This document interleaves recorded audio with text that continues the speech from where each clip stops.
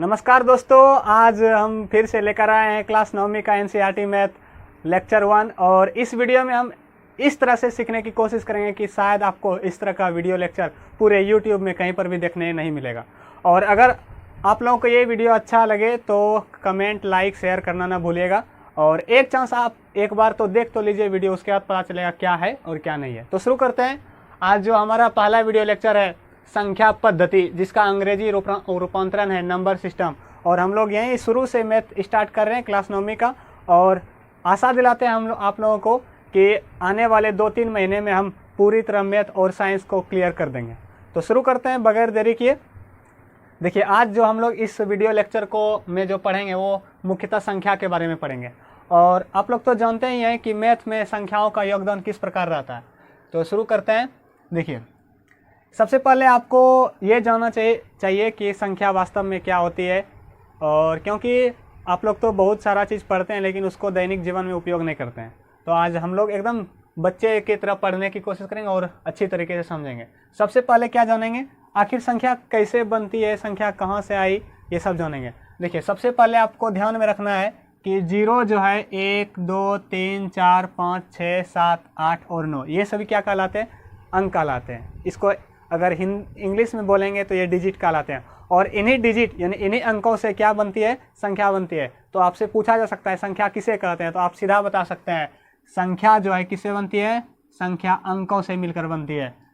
किससे बनती है, संख्या अंकों से मिलकर बनती है। और संख्या बहुत अनेकों प्रकार की होती है और उन सभी प्रकारों में से कुछ विशेष जो मुख्यतः एग्जाम की दृष्टि से महत्वपूर्ण है और समझने के लिए बहुत ज़रूरी है, उसको समझने की कोशिश करेंगे।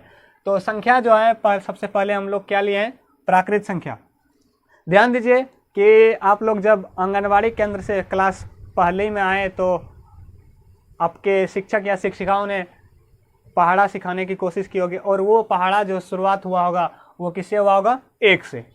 और वही 1 से जो पहाड़ा स्टार्ट होता है और साथ में आप लोग जो गिनती करते हैं वो भी किससे स्टार्ट होता है, 1 से। तो प्राकृत संख्या जो है, प्राकृत संख्या का अंग्रेजी रूपांतरण क्या है, नेचुरल नंबर। क्या है, नेचुरल नंबर। और इसको अगर हम परिभाषित करने की कोशिश करें तो क्या करेंगे, गिनती की संख्या को, किसको, गिनती की संख्या को ही क्या कहते हैं, प्राकृत संख्या कहते हैं। और अगर इसको एग्जाम्पल की दृष्टि से समझने की कोशिश करेंगे तो 1, 2, 3, 4 और इससे बहुत आगे जाती है। और ये जो हम यहाँ पे एक झुका हुआ, सोया हुआ 8 जो लिख रहे हैं, ये क्या है, यही अनंत है। अनंत का मतलब ही होता है कि उसका कोई अंत नहीं है, यानी कि संख्याओं का, प्राकृत संख्या का कोई अंत नहीं है। लेकिन एक चीज़ यहाँ पर समझने वाला बात है कि आखिर अगर संख्या कहीं से शुरू होती है तो कहाँ से शुरू होती है प्राकृत संख्या, तो वो संख्या शुरू कहाँ से होती है, 1 से। और साथ ही साथ आपको ये भी याद रखना चाहिए, सबसे छोटी प्राकृत संख्या क्या है, सबसे छोटी प्राकृत संख्या 1 है। और सबसे बड़ी प्राकृत संख्या ज्ञात नहीं है, क्योंकि पहले ही हम बात किए हैं कि संख्या जो है, प्राकृत संख्या कितना है, अनंत है। तो ये एकदम इसका कोई अंत ही नहीं है, ये बहुत दूर तक जा सकती है, जहाँ तक कि हम लोग कल्पना नहीं कर सकते हैं। और अब हम नेक्स्ट संख्या की ओर चलते हैं। अगला संख्या जो है हमारा क्या है, पूर्ण संख्या। पूर्ण संख्या का अगर अंग्रेजी रूपांतरण हम देखें तो यह क्या आता है, होल नंबर। आपको ध्यान देना चाहिए, गिनती की संख्या, गिनती की संख्या में सिर्फ अगर हम 0 को शामिल करें, किसको, 0 को, तो वो क्या बन जाएगा, हमारा पूर्ण संख्या बन जाएगा।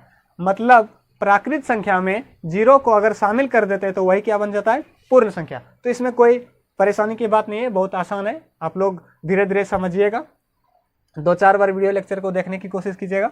तो इसमें भी जिस तरह हम लोग सबसे छोटी प्राकृत संख्या जानने की जिज्ञासा रखे थे, उसी तरह हम लोग सबसे छोटी पूर्ण संख्या रखने की भी जिज्ञासा रखते हैं। इसीलिए हम लिख दिया सबसे छोटी पूर्ण संख्या क्या है, 0 है।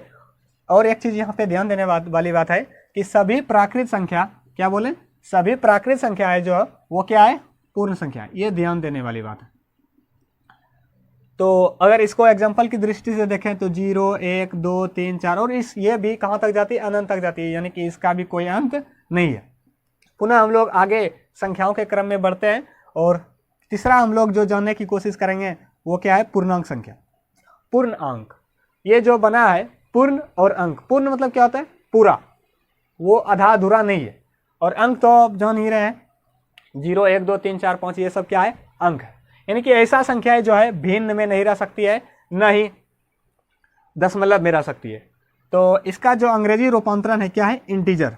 क्या है, इंटीजर। तो इसको अगर परिभाषित करने की हम कोशिश करें तो क्या होगा, ऋणात्मक संख्याएं, ऋणात्मक संख्या में ध्यान दीजिएगा आगे जो चिन्ह होगा वो माइनस का होगा। किसका होगा, माइनस का। और शून्य तथा धनात्मक संख्याओं का संग्रह बार बार आएगा, आप पहले इसको समझ लीजिए। संग्रह मतलब होता है समूह, संग्रह मतलब क्या होता है, समूह। तो यही क्या कहलाता है, पूर्णांक कहलाती है। अगर इसको हम समझने की कोशिश करें एग्जाम्पल की दृष्टि से, तो सबसे पहले क्या आएगा, यानी कि इसकी जो है इसका शुरुआत भी पता नहीं है और अंत भी पता नहीं है, किनका, पूर्णांक संख्या का। तो यहाँ पे लिखे हैं -3, -2, -1, ये सभी क्या हो गया, ऋणात्मक संख्या। और ध्यान देने वाली बात सबसे ज़्यादा यहाँ पे ये है कि 0 जो है न ही धनात्मक संख्या है, यानी न ही धनात्मक पूर्णांक है, न ही ऋणात्मक पूर्णांक है। और 1 जो है, 2, 3 ये सभी क्या है, धनात्मक संख्या यानी धनात्मक पूर्णांक। और हम आगे जाने की कोशिश करेंगे। अब आता है, अब नेक्स्ट संख्या जो है हमारा क्या है, परिमेय संख्या। तो परिमेय संख्या का अंग्रेजी रूपांतरण अगर हम करें तो क्या आता है, रैशनल नंबर। क्या आता है, रैशनल नंबर। अगर इसको हम परिभाषित करने की कोशिश करें तो वे सभी संख्याएं जिन्हें P/Q के रूप में लिख सकते हैं। क्या बोले, P/Q के रूप में लिख सकते हैं, यानी कि भिन्न के रूप में लिख सकते हैं, तथा P और Q दोनों क्या है, पूर्णांक है। दोनों क्या होना चाहिए, पूर्णांक। ये धनात्मक संख्या भी हो सकती है और ऋणात्मक संख्या भी। और साथ ही साथ Q = नॉट 0, मतलब Q 0 के बराबर नहीं होना चाहिए। मतलब नीचे वाला जो हर होगा भिन्न में वो क्या होना चाहिए, 0 नहीं होना चाहिए। क्योंकि अगर हम किसी भी संख्या को अगर 0 से परिभाषित करते हैं तो वो क्या हो जाता है, अपरिभाषित। 0 से भाग देते हैं तो वो अपरिभाषित होता है। इसीलिए हर का मान कभी भी 0 नहीं होना चाहिए। किस रूप में, परिमेय संख्या जब हम लिख रहे हो तो। और इसका एग्जाम्पल देखने की कोशिश करें तो 0 - 1 5/2 22/7। यहाँ समझिएगा 22/7 जो है वो क्या है, पाई का मानक मान है, ये निश्चित मान नहीं है। इसलिए 22/7 क्या है, परिमेय संख्या। 8/-3 इत्यादि बहुत सारी ऐसी संख्या है जो क्या है, परिमेय संख्या। और नेक्स्ट हम आगे बढ़ने की कोशिश करें तो क्या आता है हमारा, अपरिमेय संख्या। इंग्लिश में इसको बोलते हैं इरेशनल नंबर।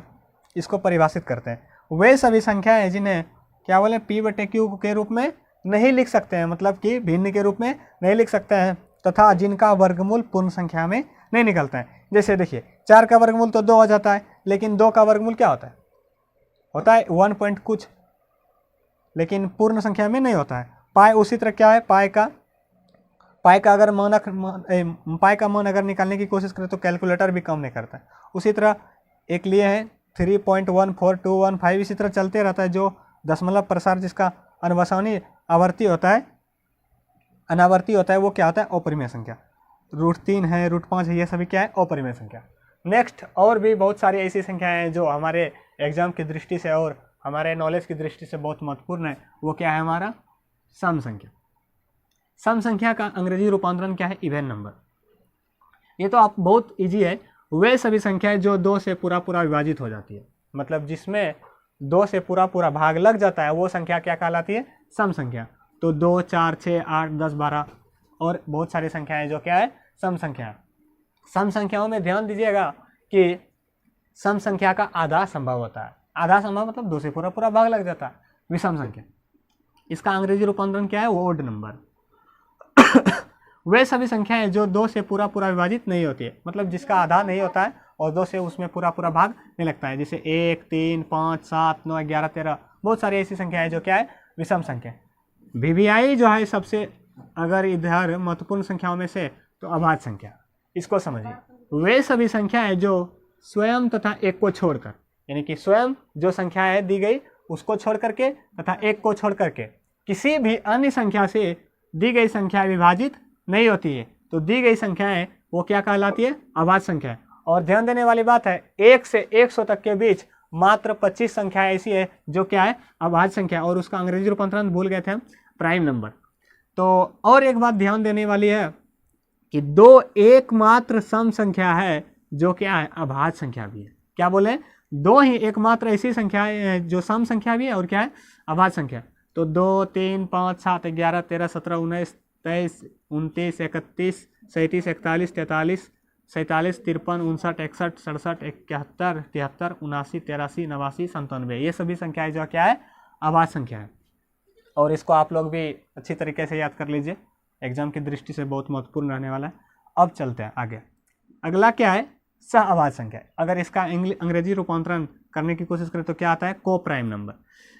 ये जो होता है ये एक निश्चित संख्या नहीं होती, ये संख्याओं का जोड़ा या समूह होता है। इसमें क्या दिया है संख्याओं का ऐसा युग्म, युग्म को ही क्या बोलेंगे जोड़ा या तो समूह, जिनका मोस हो यानी कि सार्व गुणनखंड कितना होना चाहिए एक, वही क्या कहलाती है सहअभाज्य संख्या कहलाती है। क्या कहलाती है सहअभाज्य संख्या। जैसे 2 और 3 में कोई सार्व गुणनखंड नहीं है एक के अलावा, तो ये क्या हो गया को प्राइम नंबर यानी सहअभाज्य संख्या। 3, 5 उसी तरह और 4, 9 इस तरह बहुत सारी अन्य संख्याएं जो क्या है सहअभाज्य संख्या। आशा करते हैं आप लोग इस पूरे वीडियो लेक्चर में इन सभी संख्याओं को समझ गए। और अब हम लोग थोड़ा सा माइंड मैप की ओर चलते हैं जो कि आपको बहुत ही मदद करेगा संख्याओं को समझने में। इसका नाम क्या दिया है नंबर्स ट्री। समझिएगा ये जो हम दिए हैं ऊपर में क्या है आपका प्राकृत संख्या, नीचे में फिर क्या है पूर्ण संख्या, फिर है पूर्णांक संख्या, फिर परिमेय संख्या। आपको दिखता होगा प्राकृत संख्या जो है और पूर्ण संख्या जो है और पूर्णांक संख्या, वो सभी संख्याएं जो दिख रहा है आपको परिमेय संख्या के अंदर दिख रहा है। हमेशा आप ऊपर से नीचे आना है। क्या देखें हम परिमेय संख्या में पूर्णांक संख्या, पूर्ण संख्या और प्राकृत संख्या। समझिएगा गिनती की संख्या को प्राकृत संख्या कहते हैं और गिनती की संख्या में ही जब 0 को शामिल कर देते हैं तो क्या बन जाता है पूर्ण संख्या बन जाता है। यानी कि सभी प्राकृत संख्याएं पूर्ण संख्याएं हैं, लेकिन सभी पूर्ण संख्याएं प्राकृत संख्या नहीं है। अगर इन दोनों के बीच डिफरेंस बताने की कोशिश करेंगे सिर्फ शून्य का अंतर है। किसका अंतर है शून्य का। उसी तरह अगर पूर्ण संख्या में हम ऋणात्मक संख्या शामिल करें तो वही क्या हो जाता है पूर्णांक संख्या है। इसीलिए हम बोल सकते हैं सभी प्राकृत संख्याएं सभी पूर्ण संख्याएं क्या है पूर्णांक संख्या है। ये दोनों क्या है ये भी पूर्ण संख्या हो जाएगा और आपका पूर्णांक संख्या हो जाएगा और पूर्ण संख्या भी। और पूर्णांक संख्या पूर्ण संख्या और प्राकृत संख्या क्या है परिमेय संख्या। परिमेय संख्या का 4 गुणधर्म हम लोग देखे थे जिन्हें P/Q के रूप में लिख सकते हैं। P और Q दोनों पूर्णांक होना चाहिए, Q = 0 नहीं होना चाहिए। साथ ही साथ जो संख्याएं अंश और हर के रूप में है उन दोनों का HCF या मोसो क्या होना चाहिए एक होना चाहिए। उससे क्या होगा परिमेय संख्या का मानक रूप कहलाएगा। साथ ही साथ एक और हम लोग संख्या देखे थे अपरिमेय संख्या।